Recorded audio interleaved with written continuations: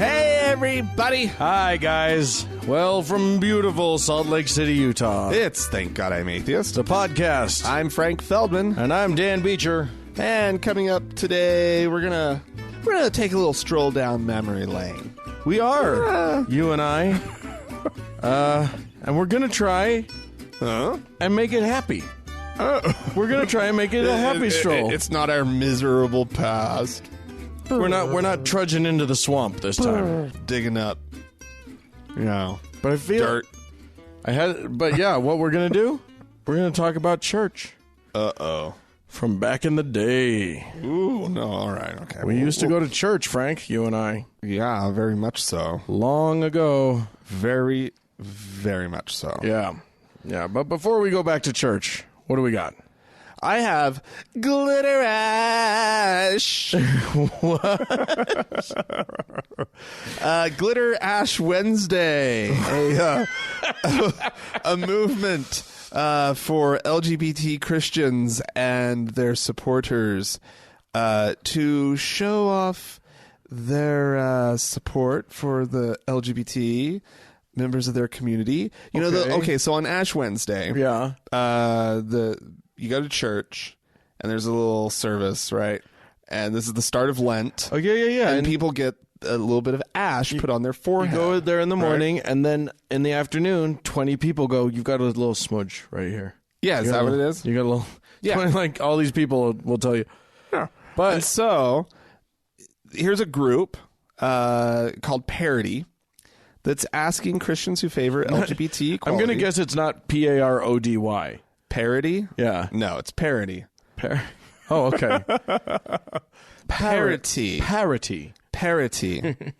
So they're using the term queer positive Christians. And they're encouraging them to show their support by putting on this glitter ash. Now, the people, if you're attending one of the churches that's using the glitter ash, you will have the option. It's not compulsory. Right. You can choose the drab, sad, gray ash. Just regular old ash. That everybody, just the pedestrian ash. Nowhere near as good as Fabulash. That's what they should have called it. Right? Yeah, that's a little bit better. I win. Whatever. So yeah, regular ash will be available. So no worries there if you happen to be, If you still like the traditional hatred of gays, it's an important part of Christianity. You can go with that. It's part of the Christian tradition. It's in the damn book, for God's sake. It's foundational. Yeah, but if you insist on going to one of these churches that has, it's going against the wishes of God and everything. Glitter. Go with glitter. I'm a little offended. Why does everything that's gay have to be glitter? There are other not all that glitters is gay. But this is pretty fucking gay. This is gay. There are lots of things that are... Well, it could have been a rainbow. Can you do rainbow ash? Is that you'd have to apply it? It couldn't just be and it is purple. That's is it important. It's okay. Purple glitter that's been worked into some of the ash. Okay, so you get a little bit of ash and a lot of amazing. And also, don't worry, it is makeup grade glitter. Okay, glitter. So it's not just gonna scrape off the top layer of your skin. Oh, okay. Hey, you know what? Sometimes a little exfoliation is what's called for. Just have this one little patch of. I'm very oily in my T-zone, and I need literally your T-zone, right? My cross zone. That's what Christians should have to call it. Their cross zone. You, when they're getting a makeover, you're very oily in your cross zone, so we're gonna bless you with a moist, a nice, I don't know, cleanser. What do you do? I don't know anything about this stuff. I don't know. No, use some micro bead abrasion. Don't. I'm against microbeads. What about abrasion? Abrasion's great. I just like to go with a very light, a very oatmeal soap of some kind. I go with a very fine sandpaper.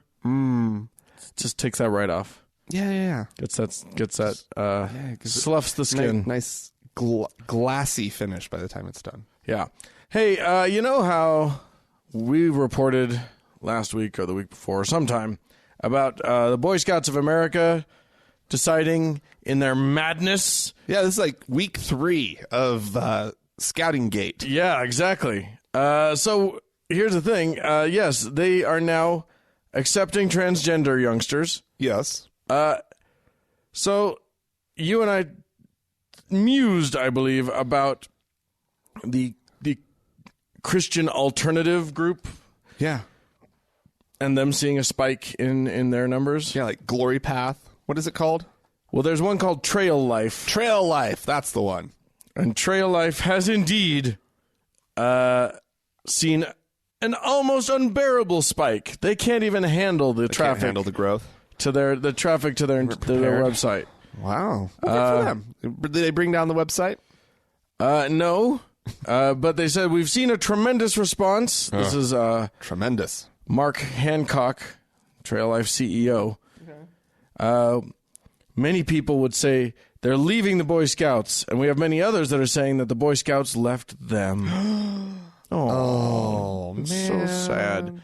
They've had to push some part-time employees to full-time.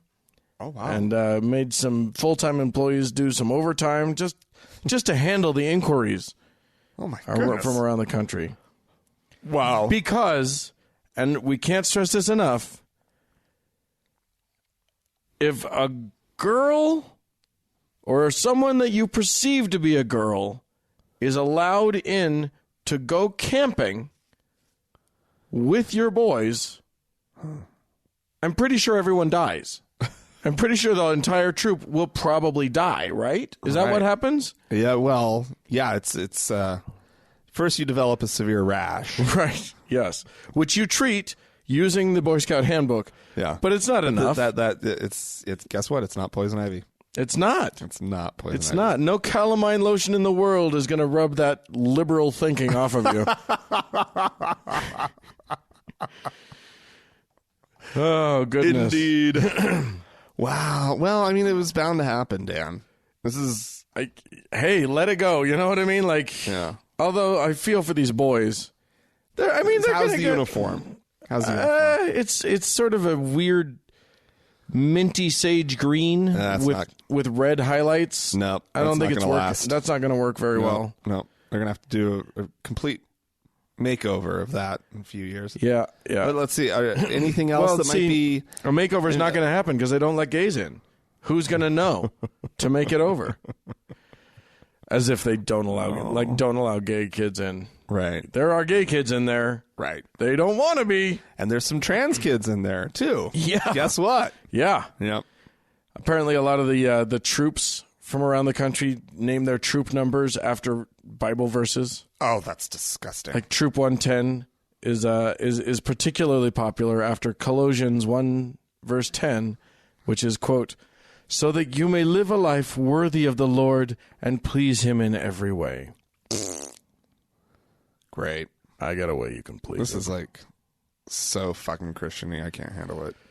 Yeah, it's like gross Christian too. Like, okay, you believe in magic, daddy in the sky or whatever, right? And that he turned into his son and he came down to earth and then he killed himself. He killed himself to make the magic daddy to make himself. Happy.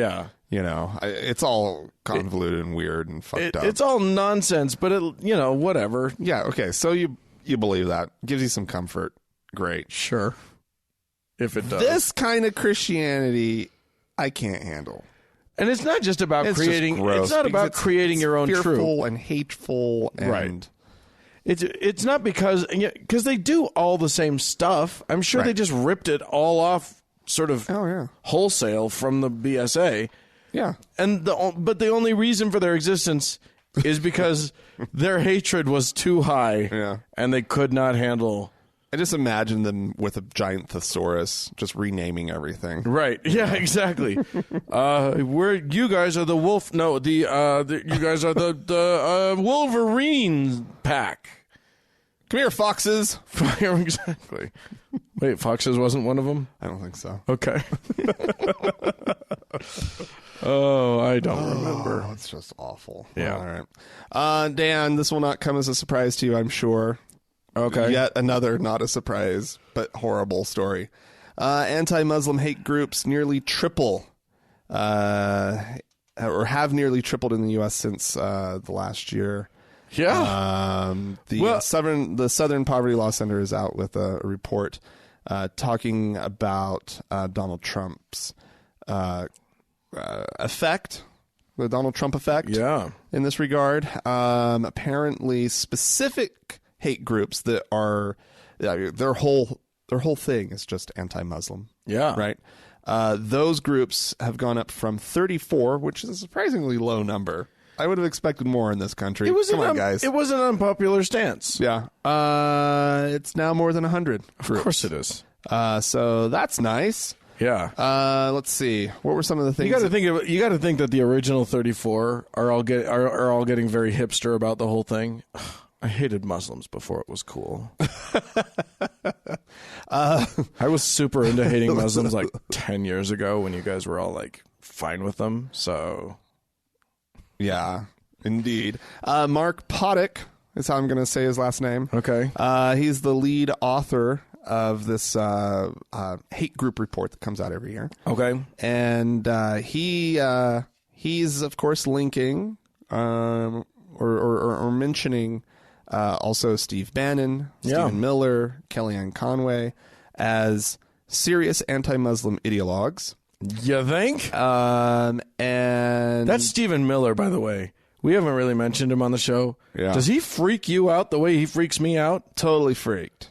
Like, that dude, Like, is it like, I heard his stuff before I saw a picture of him. Yeah. And was like, this dude is Goebbels. And then I saw a picture of him. That dude is Goebbels. like reincarnated. He looks a lot like creepy. Like, it's freaky. Oh, I don't want to know that. That's terrible. All right. However, there are now more than 900 active hate groups across the U.S. These are the more inclusive hate groups. Sure. These range, of course, from the Ku Klux Klan to just your general, neo-Nazi. Sure. Your run-of-the-mill. Your run-of-the-mill neo-Nazi.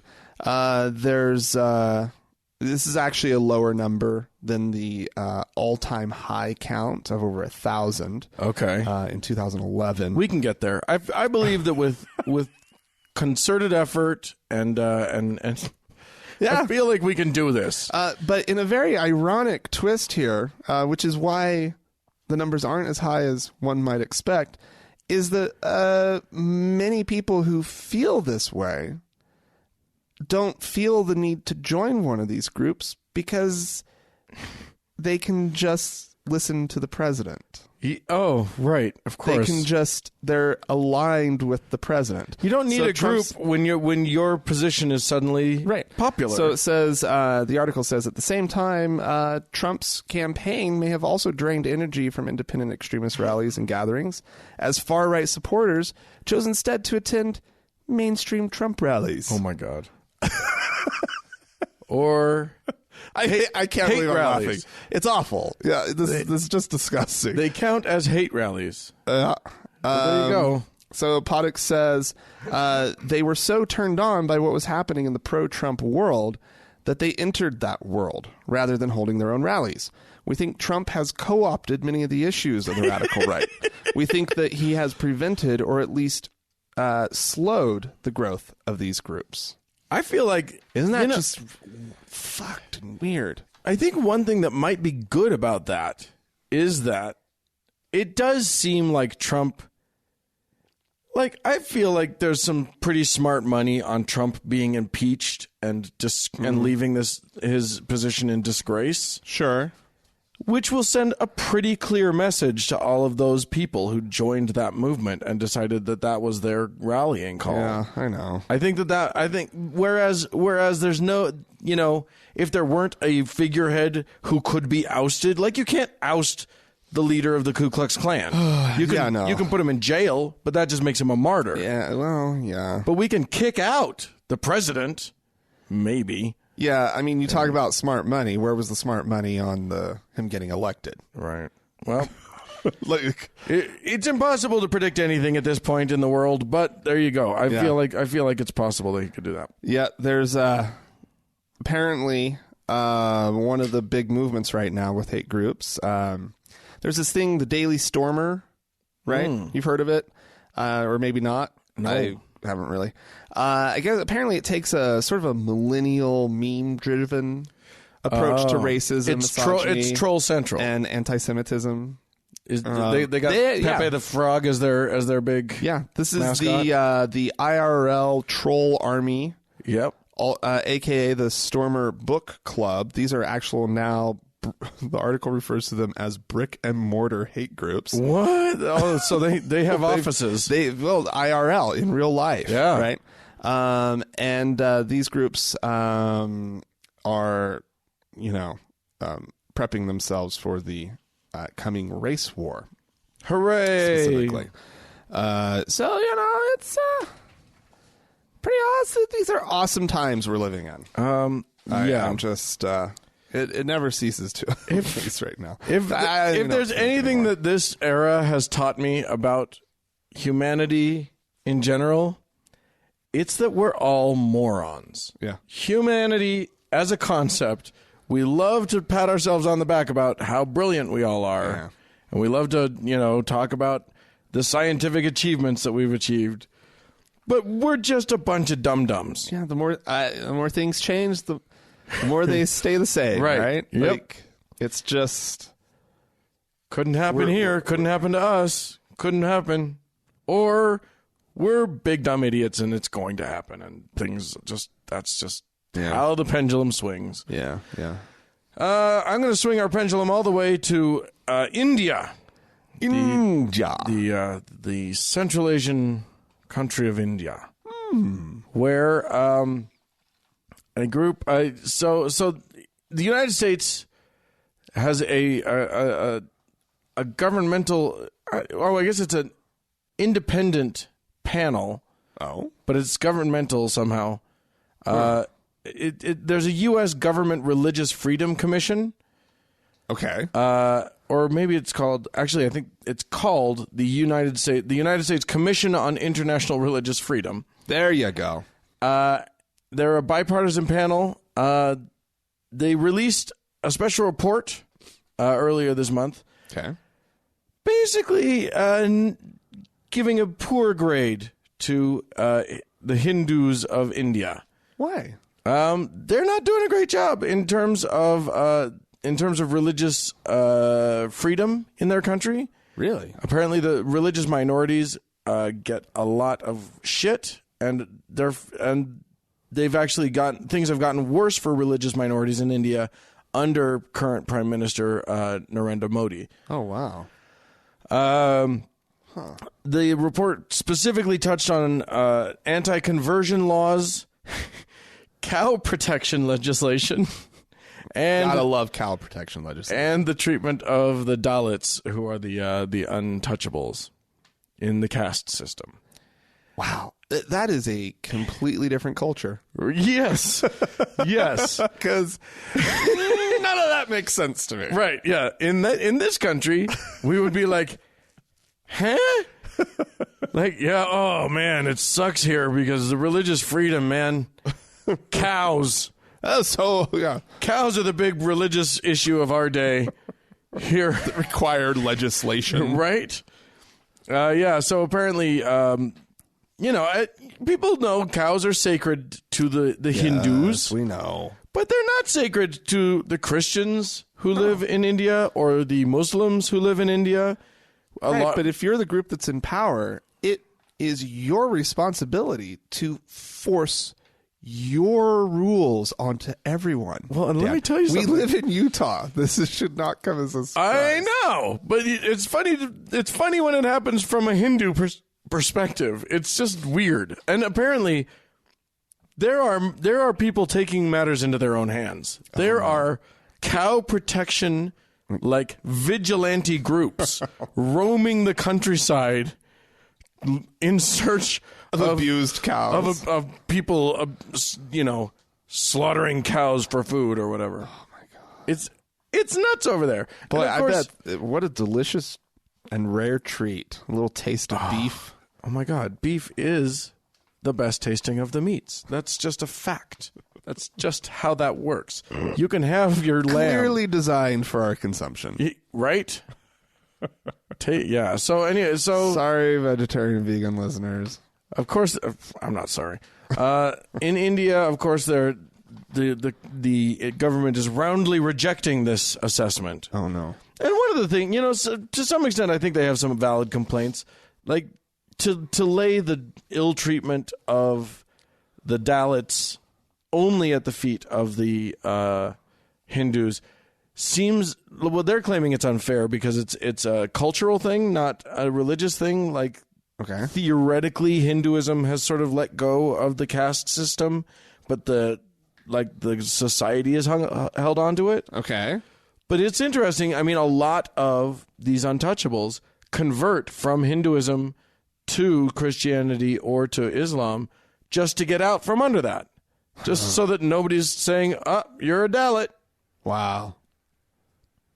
So yeah. Okay. So, I mean, I think maybe fair enough. Maybe the Hinduism is at play in it. But they're claiming not. They're claiming that there's no that it doesn't count. How dare you? All right. Well, Dan, Yeah. do you enjoy IKEA? I mean, no. If I'm going to be honest, What don't you enjoy about IKEA? The 3 hours it takes to get through the store. yeah. Yeah, every time I've been to IKEA, like the first couple times it was interesting and like there was some cool shit and like I kind of liked the design of some of their stuff. And then I learned that I have to be in that store for hours because I don't go by myself. I go with my designer wife. Right. So that's a thing. Right. And then B, I have to build all of the things. Right. Yeah, that's how it works. It's IKEA. That's how they save But what you some I'm money. saying is, Andrea doesn't have to build all the things. I'm not choosing the things. I'm agreeing to the things, and then I'm building the things. Well, There's a lot. I'm just saying, it's just work. IKEA for Dan, my experience equals work. equals work and maybe a meatball here and there. Well, IKEA, they're all over the world, these IKEAs. Right? Yeah. You can find them just about anywhere. First one I went to was in Canada. Oh, really? Yeah. Wow. So, okay. Well, that's impressive. They're also in Israel. And Israel has some unique marketing opportunities and needs, I suppose you could say, Okay. in the form of roughly 10% of the population being ultra-Orthodox Jews. Sure. Right? Sure, like you do. Yeah, like you do. And I guess the ultra-Orthodox Jews have sort of modesty rules and norms and whatnot that are just getting more strict and more strict and more strict. That chair is showing too much leg. No, more like we don't want to see women in the catalog. Strict. So, IKEA walked into an international shitstorm. It's not like it's the Sears catalog showing the ladies in their brasiers. No, dear God, no. So IKEA walked straight into international shitstorm, Dan, and released a version of their catalog Oh my that God. has only ultra-Orthodox men and boys in the catalog. Oh. And so you see this lovely IKEA living room, and you have, the men with the side curls, and everybody's wearing a yarmulke. The dad has the white shirt on, black pants, and the little I don't know what all the stuff is called, but anyway, and he's standing at a bookcase. I want to say no. And there's a menorah, and there's all these But it's spelled with an O with an umlaut. It's a menorah. No, they wouldn't give it a name that remotely resembles the real word. There's some Swedish word for menorah. It's called a bluster. Yeah, or whatever. Exactly. Yep. Also in the catalog, they have wonderful closet organization setups, and it shows all men's clothes. Black jackets, white shirts. It's like black leather shoes. Here come the man in black. It is completely tailored for this one specific target audience. Wow. Look at this. Here's dad serving the kids, I don't know. It could be breakfast. It could be, maybe Sabbath dinner or something. But who's praying over this food? That's what I want to know. Because it's the women that do that. Yeah, well, whatever. Not in the IKEA catalog. There are no women. There are no women in Jukea. Well, and here's the problem. Yeah? People don't like this. What? People didn't respond to this. What? I'll bet there's some Orthodox Jews who like it. Oh, I bet they were all about finding themselves some affordable, assembly required furniture. Sure. Whatever. Yeah. Of course, they can't build it on certain days, but the rest of the week they're fine.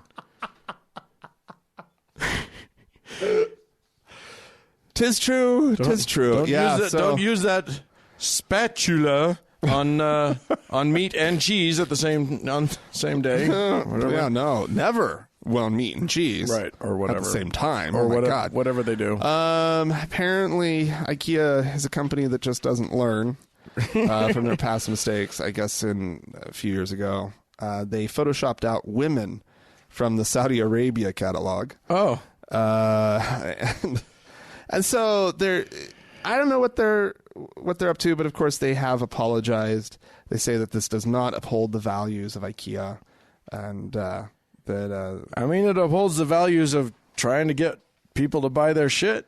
Yeah, which is why it got approved in the first place. But in order to fix the problem, they say we realize that people are upset about this and that the publication does not live up to what IKEA stands for, and we apologize for this. We will make sure that future publications will reflect what IKEA stands for, and at the same time show respect for Haredi community. Haredi being the ultra-Orthodox Jews. Okay. Yeah, you can...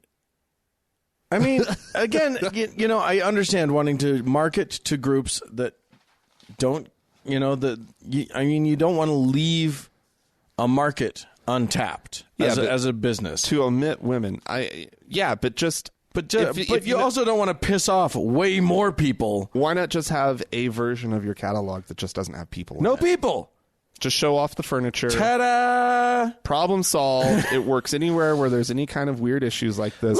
You're not showing favoritism, and you're not... Yeah.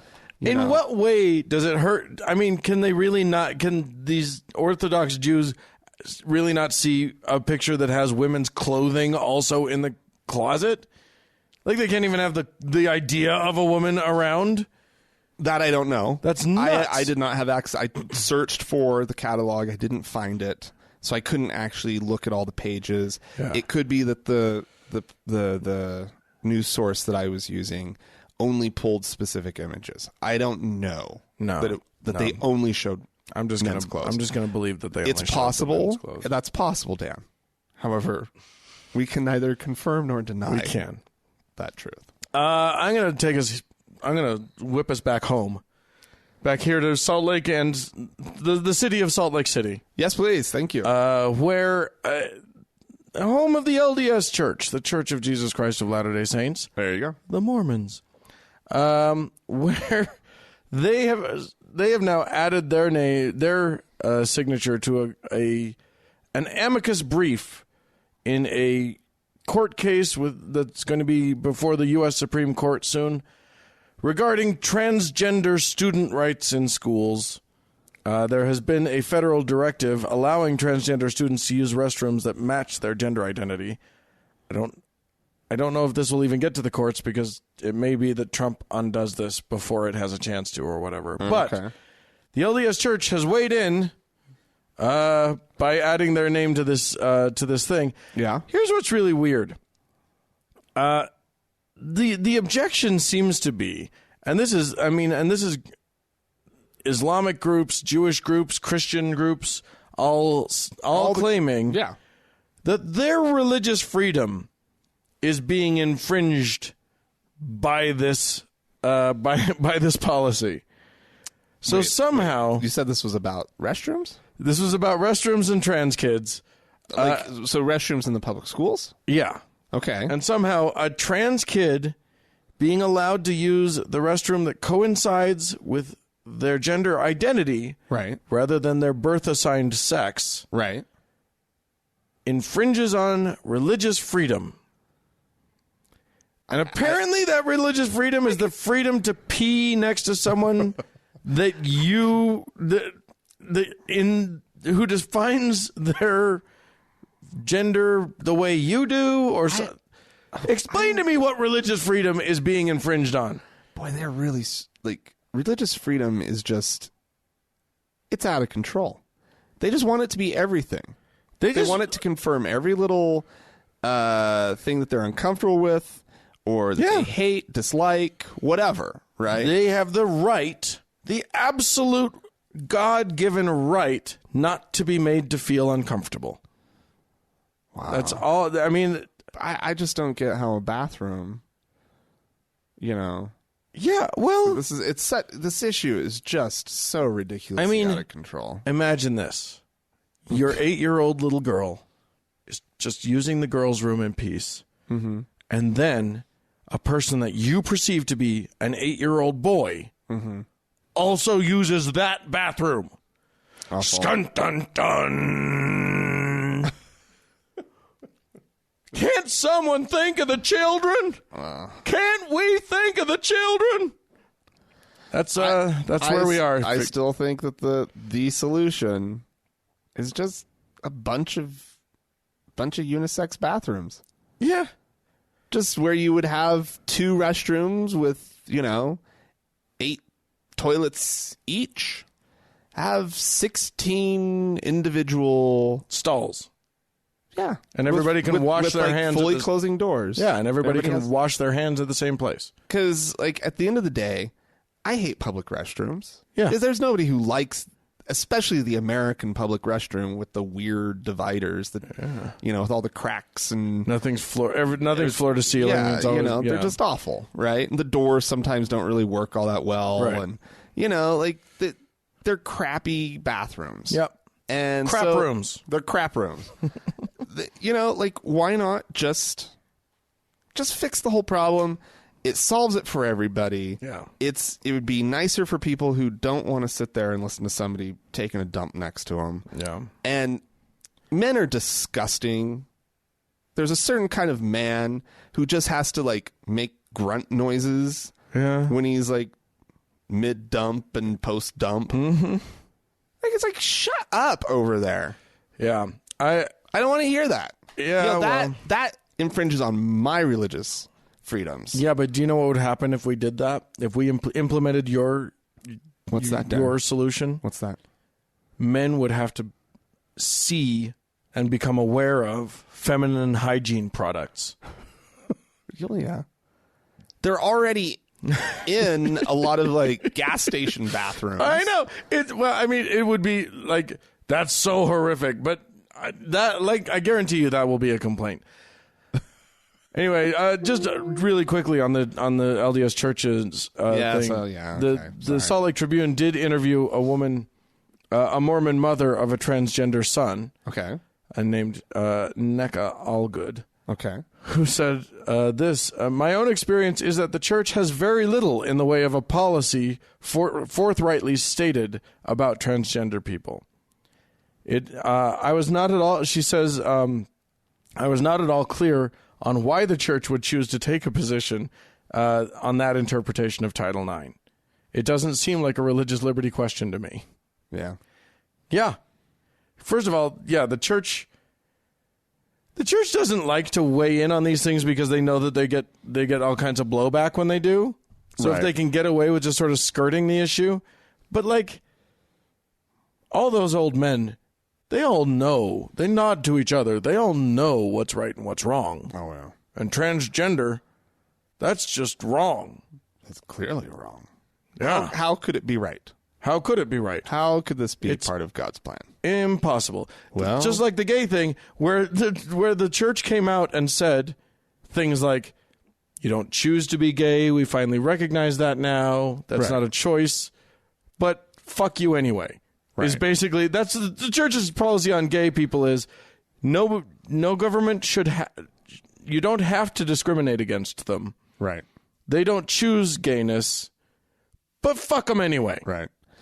Yeah, how will that work if they come around and say something similar to, about the trans issue? Yeah. Because, like, as soon as you acknowledge the trans person's, identity. Right. And that is who they are. And right? that it's valid. And that it's valid. How do you not go along with all of it? I think the church in part sees, like, there's an endgame problem here, which is that if they even come close to acknowledging or accepting transsexualism, transgenderism, then at some point they have to decide who gets the priesthood and who doesn't. At some point they have to decide, like, who they ordain to what. And is there now some sort of... Well, they probably think that this would be some sort of loophole into the priesthood. Right, yeah. That you'd have these, like, feminist women deciding to have... So they'll suddenly just claim that they're surgery, men. And now they're men, so they get the priesthood. Doesn't work that way. You're not a man. Just because you can lift more than I can. Yeah. Anyway, ladies and gentlemen, friends out there in the world, if you have anything you'd like to say about any of what we've talked about so far, please feel free to write into us, podcast@thankgodimatheist.com. Or you can always call and leave us a voicemail message. The telephone number is 424-666-8442. Yeah. If you want to see what fun things else are happening in the world, go to our Facebook page, facebook.com/TGIAtheist. And if you'd like to join the TGIA Members Only Lounge, search for it by name on Facebook and request to join. Because that's the only place you'll find it.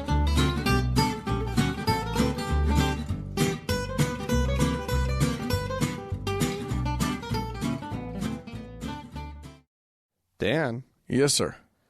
So we have something to listen to. Oh, yes, we do. Who is Rick Wiles? Do you know who Rick Wiles is? Yeah. Aside from being a guy who likes to go on that Jim Baker show. He's a nutball. He's just a little nutball. Okay. He's one of these guys that he's a pastor from Florida. Oh. And he's really good at believing things. He doesn't need evidence to believe things. He's just really good at it. He's good at believing in Jesus, and he's good at believing in every conspiracy theory that has ever been placed before him. So this is about Michael Flynn, the ousted national security advisor. Yeah. And the real story. Finally, ladies and gentlemen, because, you've been fed by that fake media. You've been fed all these stories about how he had to leave because he talked to the Russians in a very inappropriate way and then lied about it. But that's not so. I mean, Not so. Yes, no one disputes that he did that, but that's not the real reason. Hillary Clinton's telling us up front what this is all about, guys. She's telling us. Yes, I'm reading her tweet right she's now. Bragging. It's about Pizzagate. She's telling them, we took you down. You dared to talk about our filthy child molestation ring, and now we took you down. That's what she's saying today. This is about people such as General Flynn and others who are aware that there is a criminal cabal running this nation and much of the world. And I don't know whether General Flynn comprehends that they are devil-worshipping, Luciferian, demon-possessed maniacs. But he does know they're child molesters. He does know that they're criminals, that they're involved in child trafficking, child molestation, child rape, child murder. He knows it. He knows it. You can't be in that position of power and not have information about these people. Oh, here's the thing. If that whole Pizzagate thing really was real, yeah, I'd use a lot of those same words about it. That would be pure evil if there was a cabal of powerful people running a child molestation trafficking thing. That'd be bad. That would be bad. Didn't happen. No. No. Thoroughly debunked. The tweets that he's referring to, actually not Hillary's tweet, but some guy named Philippe Reines, I don't know who that is. I guess a former Clinton aide who said, "Dear Mike Flynn and Mike Flynn Jr." Mike Flynn Jr. was apparently really obsessed with this whole pizza thing. Right. And he said, I like pizza too. He said, what goes around comets around, that's a reference to the pizza place that was supposedly at the center of this pedophilia ring, Comet Ping Pong. And then he said, and given your pizza obsession, and posted the link to jobs.domino's.com from Domino's Pizza. Okay. And then Hillary Clinton, posted a link to what he said and said, Philippe's got his own way of saying things, but he has a point about the real consequences of fake news. That's what she said. Right. Which to their mind somehow means that she's saying, ha ha, we got you for exposing our criminal ring. Wow. And the way that they got Michael Flynn, if I'm understanding the logic, is by tricking him into doing a bunch of shit that he did on his own. Wow. Somehow, right? That's the only way that they could have gotten him. They had to somehow trick him into making calls to the Russian ambassador and then trick him into lying to other people about those calls. Oh, my God. They're tricky. That's like some of the best manipulation. That's some deep next level trickery right there. Some Ocean's 15 type manipulation. That's amazing. Let me tell you something. If they were that good, Donald Trump would not be our president right now.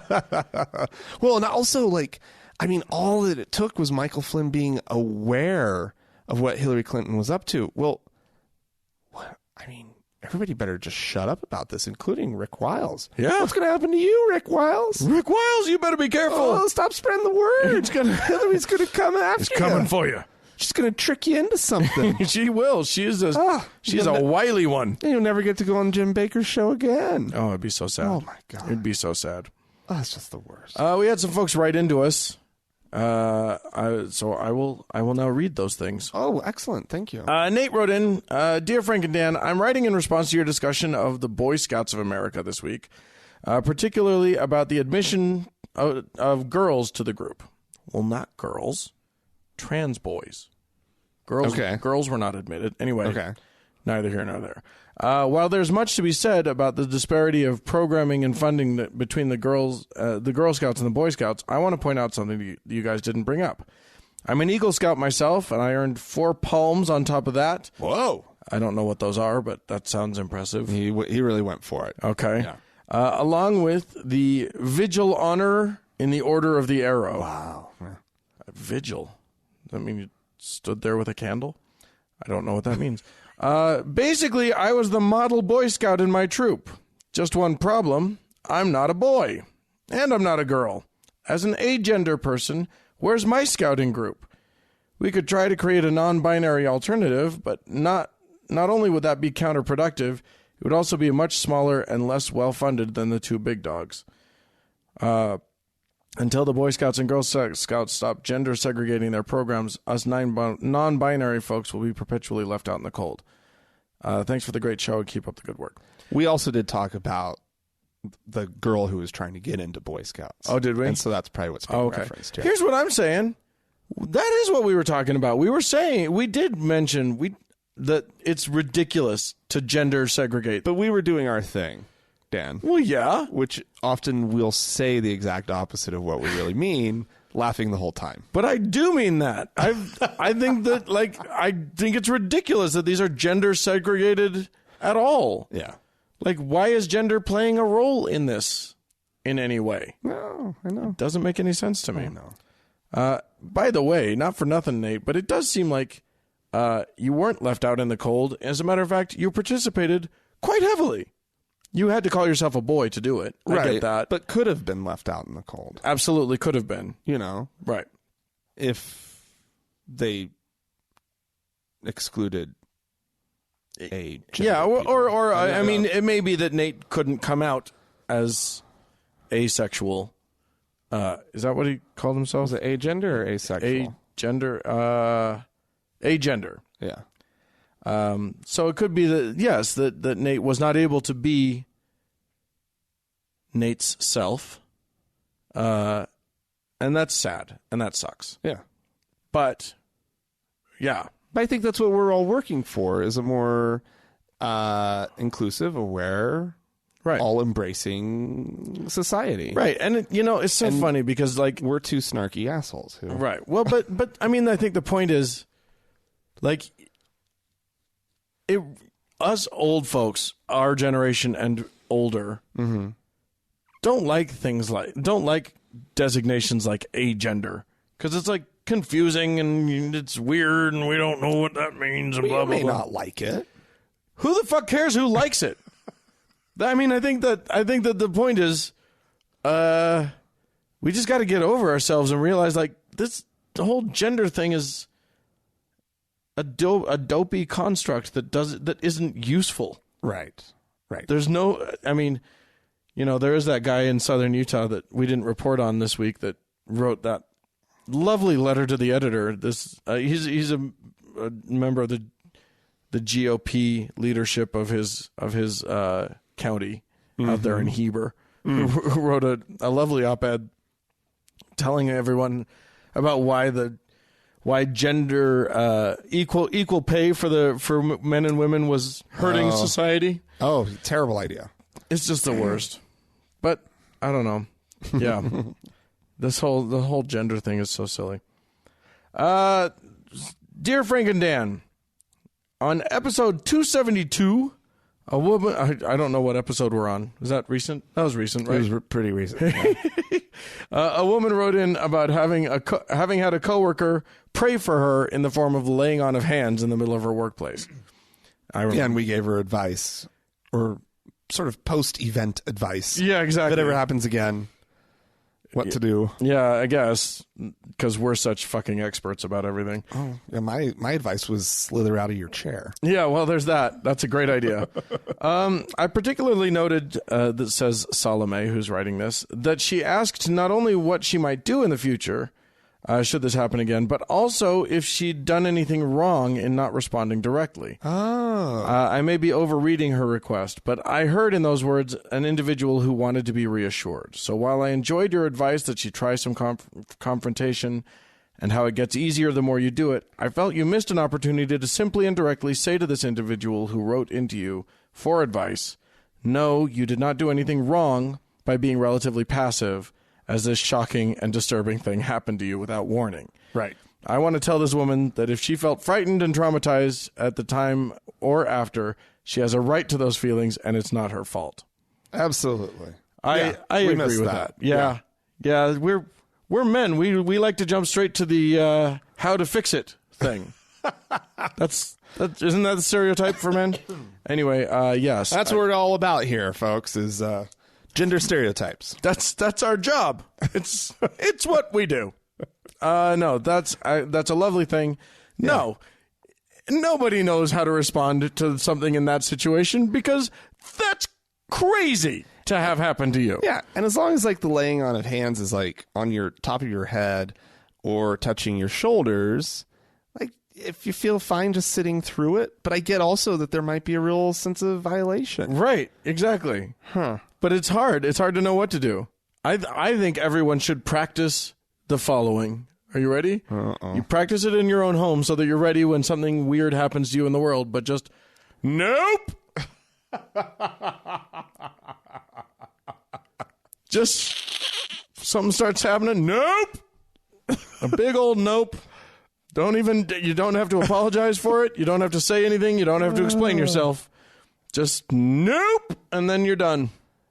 And if they keep persisting, then you add flailing arms. Right, flailing arms and maybe another nope. Yeah. Maybe they didn't understand what the first nope was. So and you get out of there. Yeah. And then you do Frank's move of slithering out of the chair and then crawling to safety.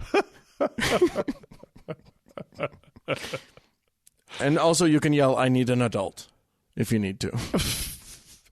Well, oh no, that's for kids. That's for kids, Dan. Although kids should be taught that. Sometimes I want to yell that. Sometimes I feel like yelling, I need an adult. Yeah. Because the world is crazy. Right now, what the world really needs right now is an adult. Mm-hmm. Yeah. That's. I feel like all of America is shouting, I need an adult. Like, yeah. America needs a therapist right now. No kidding. Really badly.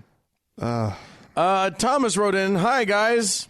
I was living in New Jersey in the 1960s when they were trying to reform the blue laws. We talked last week about all these laws that are specifically there to protect religions. Yeah. And to force everybody to abide by religious standards. To protect holy days, usually. Yeah, protect exactly. the Sabbath and keep it holy. Keep it annoying for the rest of us. Yeah. What was comical was the exceptions to the laws that were tossed in to get around the objections of the businesses.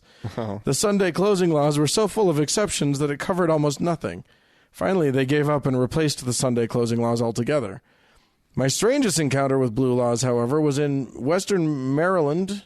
We were coming back from Deep Creek Lake in far western Maryland and stopped at a brew pub for lunch. We could get food, but not beer, because it was too early on a Sunday. So I ate at a brew pub, drinking iced tea with my sandwich. Anyway, yes, Thomas says, I guess they don't want anyone dropping in at a bar on the way to church. It's Sunday, so drink at home before you go to church. Wow. Yeah. Okay. You got to get your drink in it, or drink at church. Lots of churches have wine. Yeah. You know? Just take more than your fair share. Yeah, exactly. That's how you do that. That's, they want you to take a sip, but they can't stop you taking a gulp. You could go for it. Just down that shit. And all the germs that go along with it. That's why you need to seem the most pious and get to that fucking cup first. the germaphobes that are in the front of the line. You stay in that front pew, and the second they're like, it's time for communion, just dive into the line. Yeah, there you go, Dan. And then good idea. The only thing you'll get is the herpes from the priest who prepared it. God. Anyway, do we have anybody to thank? We do have. Any new patrons? Yeah. The holiest of holy. Yeah, the people most faithful. Indeed. In the world. In fact, we have 5 new members of the faithful. Okay. We have David, Jamin, who's like I think Jamin keeps adjusting how much they're giving, which is why Jamin keeps showing up, but thank you nonetheless. Great. M, King, and the. And then we have 4 new beatified members. God bless you. Listeners. We have Jillian, Brian, Meg, and Michael. So thank you guys. Oh, wow, everybody. And we have a new pope. A new pope? We have a new pope, James. Oh, Pope James the First. Is a new pope. Pope James the First. Even coming in a little bit over. How blessed you are. Yeah. There's white smoke, ladies and gentlemen, going up the TGIA chimney. And then there's another James who continues to be our savior. Wow. So thank you guys. This is a blessed week. A bumper crop of holy people. Well, here you go. I mean, this is amazing. The level of support. This is thank you so much. It's amazing, guys. It is a truly a blessed day for Thank God I'm Atheist. And if you all would like to if the rest of you would like to become blessed as these people have, please feel free to do so. You can go to our you can go to our Patreon page by going to thankgodimatheist.com and clicking on the Patreon link. And you yourself can also become numbered among the most holy of holies. In the name of the Father, and the Son, and the Mother, and the Daughter, the aunt and the uncle. Amen.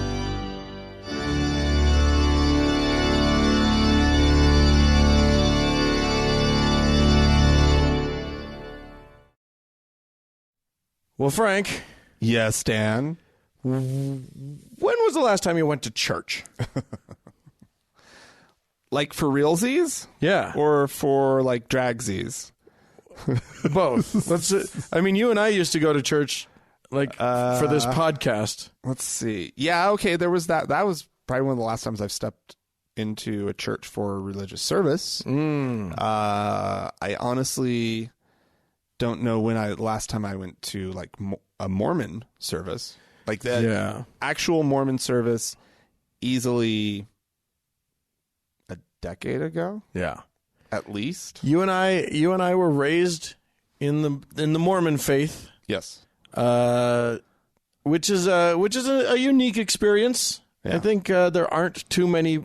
Maybe Jehovah's Witnesses kind of a similar intensity. Yeah. Yeah. They're a little more craze balls. Maybe in different ways. Just in different ways. Yeah. I mean, it all feels kind of the same to me. Well, yeah, I mean, like you said, it's an intense experience. It's all encompassing, right? Mormonism is meant to be most of your life. Yeah, they don't let you get away with Easter and Christmas Mormonism. No. By any stretch of the imagination. If there weren't so many of them now, it would still be classified as a cult. Yeah. Easy. Absolutely. Smaller numbers of that faith is a cult. I mean, cultism, depending on how you define it, if you define it by numbers, then obviously they've far surpassed that metric. Well, it just stops being politically correct to call a group that's so large a cult. But if you start to look at like the markers of a cult in terms of social control, in terms of like shaming you if you think differently, shaming family members who leave, all of that sort of stuff, and the ways in which one can be excommunicated. Right. Yeah. Cult. Yeah. I fought that for a long time. I fought the comparing Mormonism to cult thing. No, it is. But no, I've read enough to know it fits. We were raised in a cult. Yeah. That's a very large one. And mostly nice people.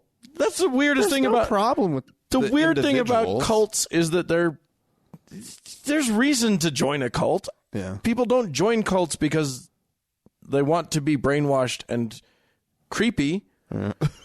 Like that's not why you join the cult. Know what? I've always wanted to be a little creepy. How can I? I've always seemed so normal and so well adjusted. How can I really make my neighbors uncomfortable? In what way? I just wish I had something interesting about me. The Moonies. Anyway, no. So you and I have shit on Mormonism a decent amount on this show. Yeah, sure. Yeah, because it is awful. If nothing else, if in no other way, and there are plenty of ways in which it's awful, but if in no other way, we were subjected to 3 hours a week of the most boring possible church. Oh, no kidding. It 3 hours every Sunday of not interesting, you go to the Catholic Church, you go to an Anglican church. Interesting.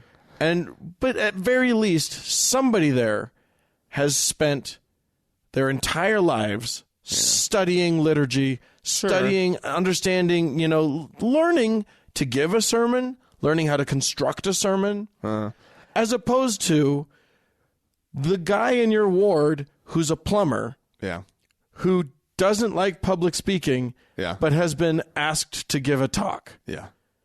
That guy there is exactly zero chance that guy gives you a good talk. He's going to. Well, he might be a little cut up. Who knows? I think every ward had quite its the like card. Every ward had its 2 or 1 engaging speakers. Yeah, and we were all like, it was like manna from heaven when those guys were the ones that were called on.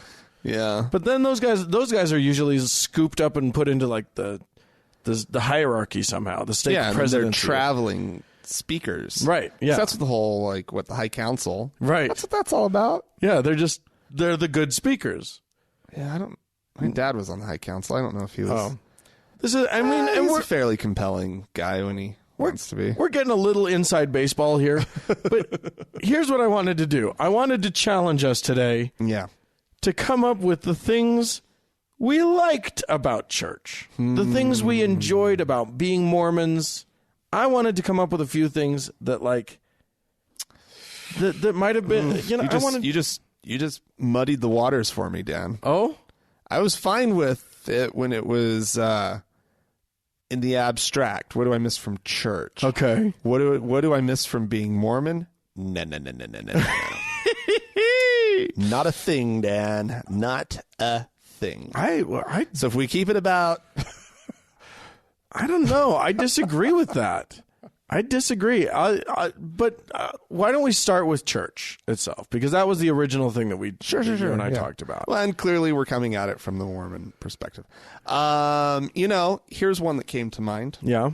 I don't think that there are enough opportunities in life outside of a church to stand up with a group of people and sing a song that you all know in unison. I feel like singing a song, like singing as a group that isn't like wildly awkward about it. Yeah. I missed that. Yeah. Singing was definitely on my list. No, and there were good singers in the crowd. There were bad singers in the crowd. It didn't matter. Everybody is instructed to raise their voice and sing. Right. And that's part of it. And it's I don't know. There's something nice about that. There's something great about that. I mean, in all of the churches that I've been to, the highlight has always been musical. Yeah. I mean, that's just whether you're going to the Black Baptist Church, the highlight is definitely the music. Yeah. Or if you're going to, St. Paul's Cathedral in London, Yeah.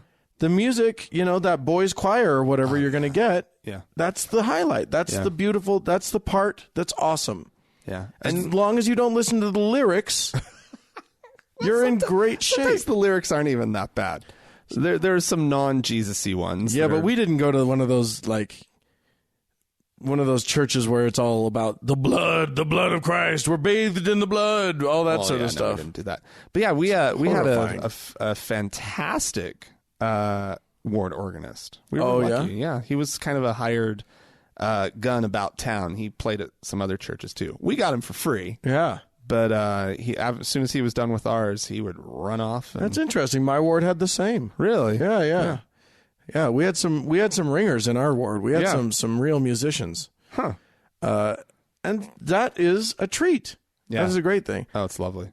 His dad was actually the chorister, chorister. right? Yeah. And he would pull his silver pen out of his pocket, and that's what he would lead. And he would get up, and he was so animated. Oh. And he was the loudest. You could hear him above everyone, right? And he was leading, right? Oh. And he was directing. I mean, this was a really musical family, right? Like they were all extremely talented, and it's fun. So he get up there and boy, you get a good organist or a good now.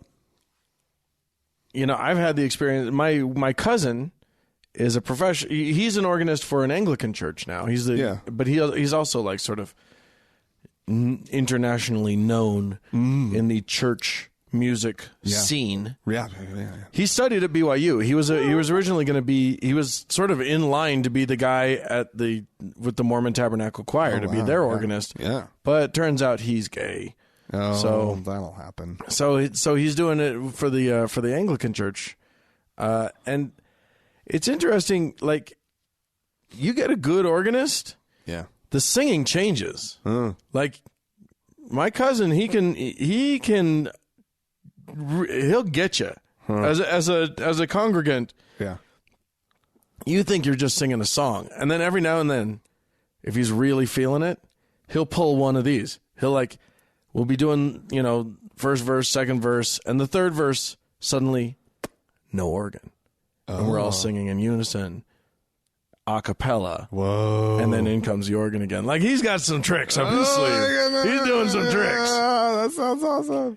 Anyway, yeah, I mean, the music's kind of cool. Music's good. I like the snack. I do like the snack. I believe, kids, ladies and gentlemen, that Franklin is referring to the awful white bread and water sacrament that you get as a Mormon. It's a little prison snack, but it's still a snack. It is a prison snack.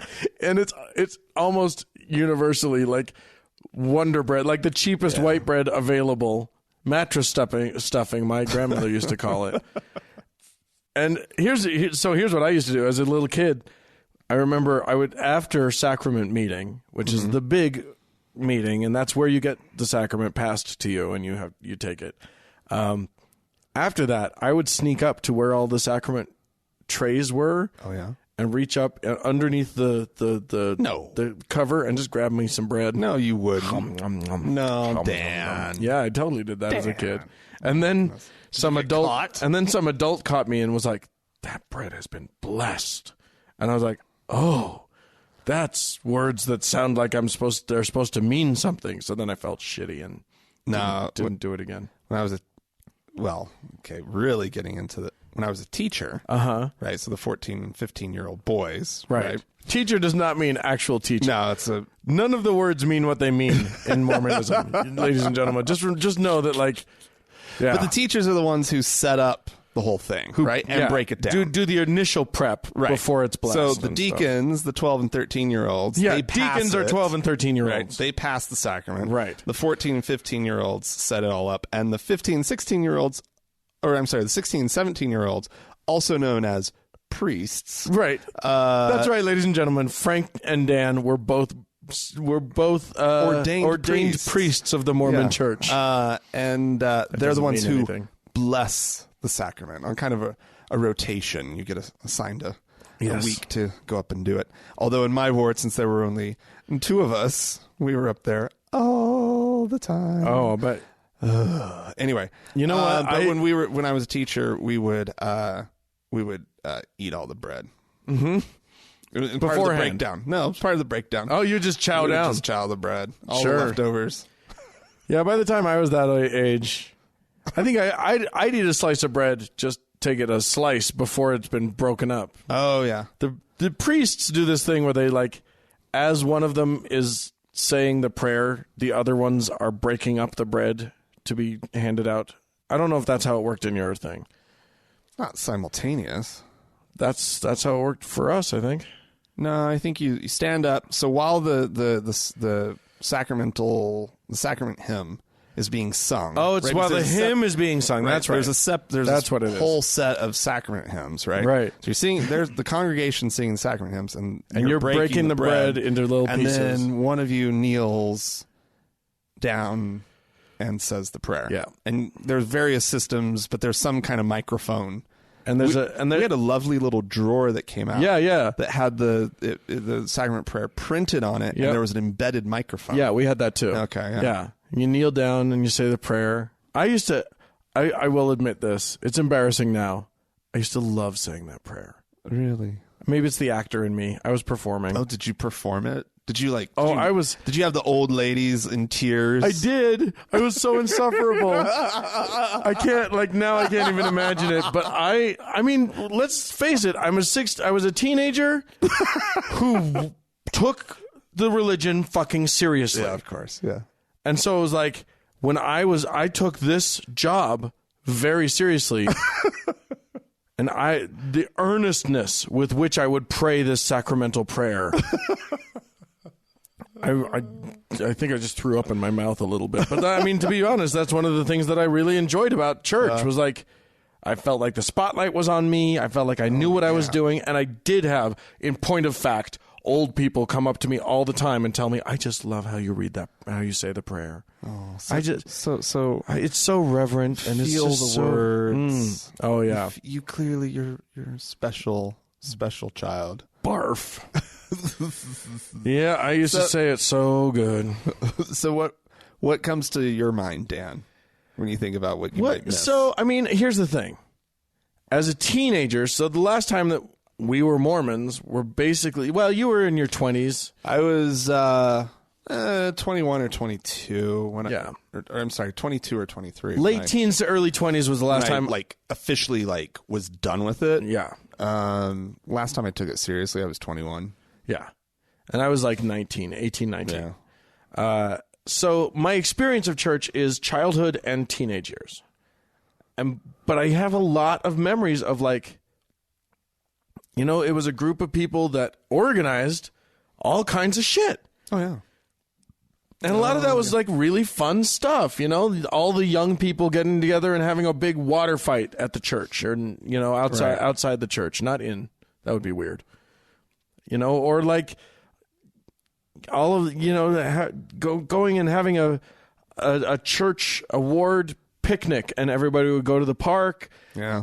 And there'd be these fun activities. Somebody would bring out a shit ton of sawdust and all the kids would rifle through the sawdust and find games and toys and things. Oh, wow.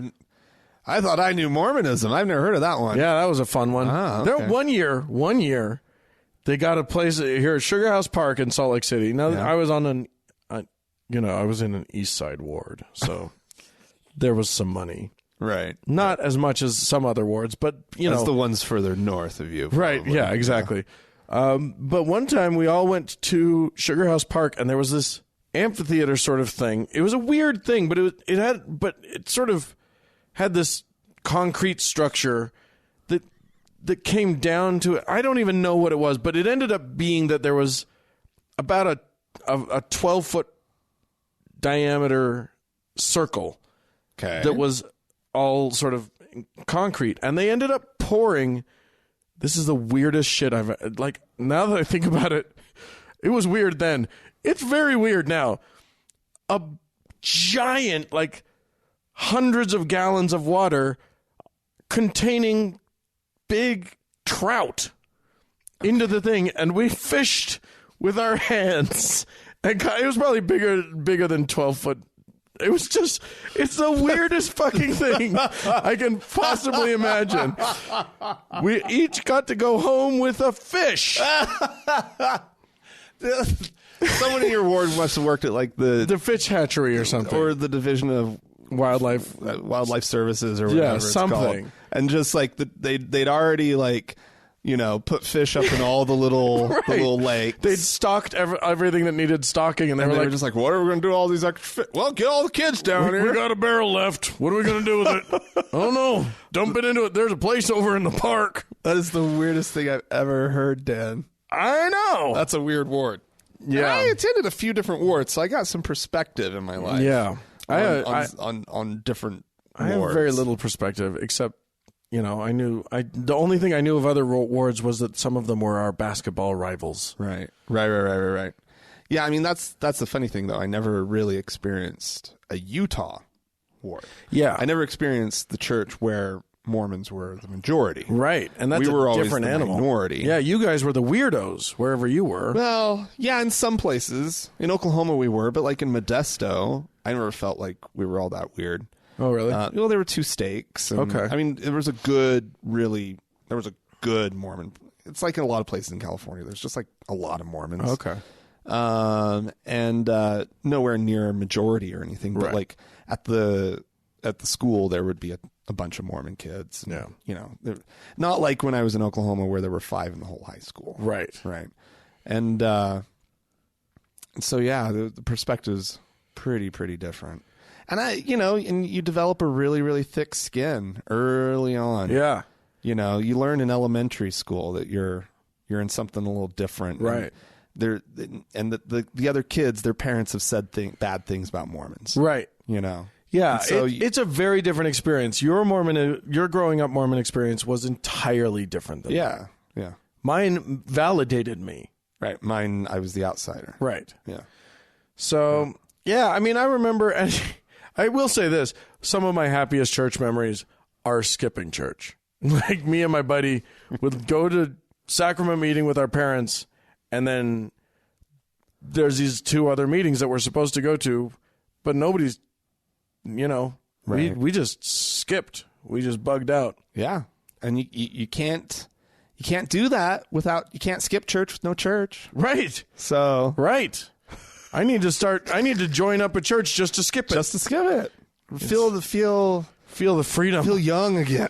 Oh, we'd drive. When we got to drive, oh, it was a whole new world. We'd go and we'd buy donuts. What a rebellion.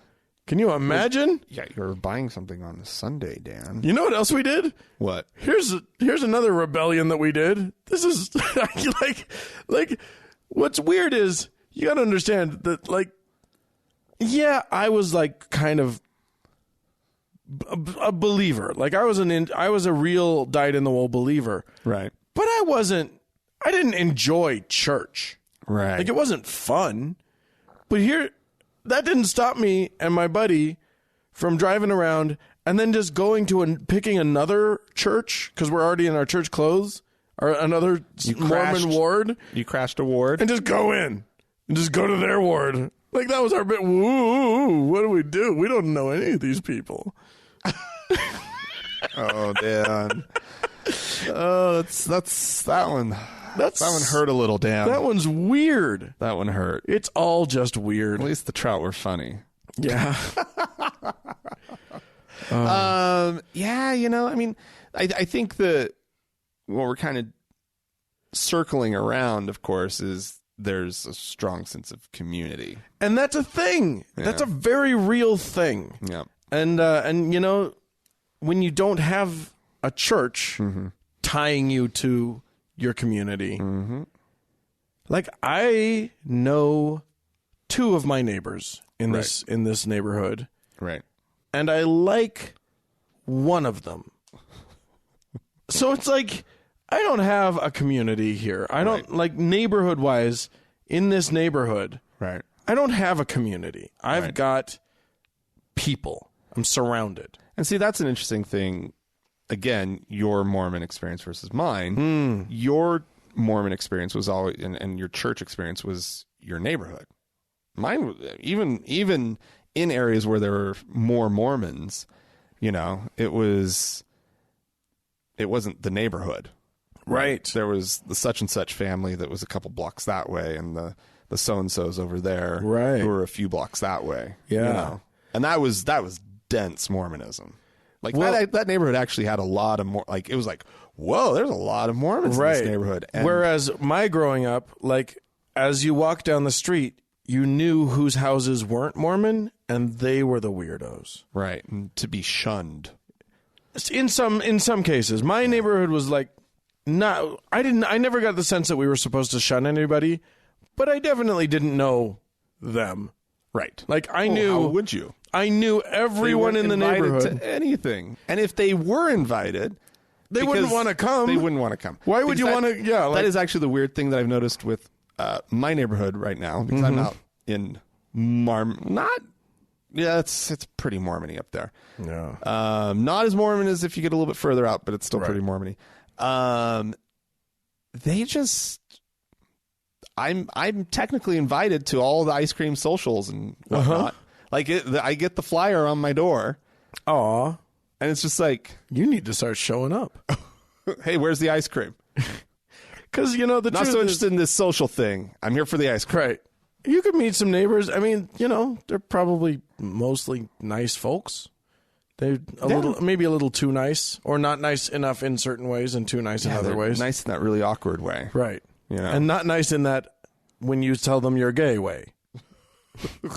But it'd be kind of cool if you started showing up and being like, ice cream, yes. Mormonism, nope, I'm gay. Right. I'm lactose tolerant, Mormonism intolerant. So, give me my ice cream. Yeah. Hopefully you're gay tolerant. Right, exactly. Well, we'll test that little theory. Right. Maybe I'll start going to stuff and claiming I'm gay. Anyway, yeah, I think the community thing is really the thing. Yeah. Yeah. Well, now I guess we just have to live with this whole atheist community Well, of but amazing fucking people that's the thing, though. that we have similar beliefs with Yeah. that tend to be There are groups, Dan. Pretty We awesome. Could take advantage of the fact that there are groups. Some of us do, Frank. I'm on that TGIA members only lounge frequently. I hate the internet, so Yeah, that's well. not going to happen. Yeah. I guess there are some in real life community groups. That's what I'm talking atheists. about. Yeah. Yeah. No, definitely. I think that's the nice thing is that it's not like you're out of the frying pan and into nothing. Right. The fire is there awaiting. Yeah. Absolutely. All right. Well, kids, if you have anything that you'd like, do you miss church? Write into us. Let us know. Let us know what you miss about your experience. Podcast at thankgodimatheist.com is the email address. Or you can call us and tell us about it. Yeah. With your own voice. We like that. Leave us a voicemail message. Telephone number is 424-666-8442. Yeah. Go to the Facebook page and check out what's happening there. Facebook.com/TGIAtheist. And while on Facebook, search for the TGIA Members Only Lounge and request to join. It's a closed group, but we'll let you in. Yeah, and you can chat amongst yourselves. Find fellow heathens. It's actually super fantastic. And one of the things that makes it fantastic are the mods that we have there. So thanks to Sarah, Amy, and Danny for their help there. And thanks to Mackenzie for all of her hard work on the public side of our Facebook presence. She's amazing. She's fantastic. Thanks to the Red Rock Hot Club and Gordon Johnson for the use of their music. And thank you, dear listener, for listening. For taking this trip down church memory lane with us. We sure do appreciate you doing it. Bye.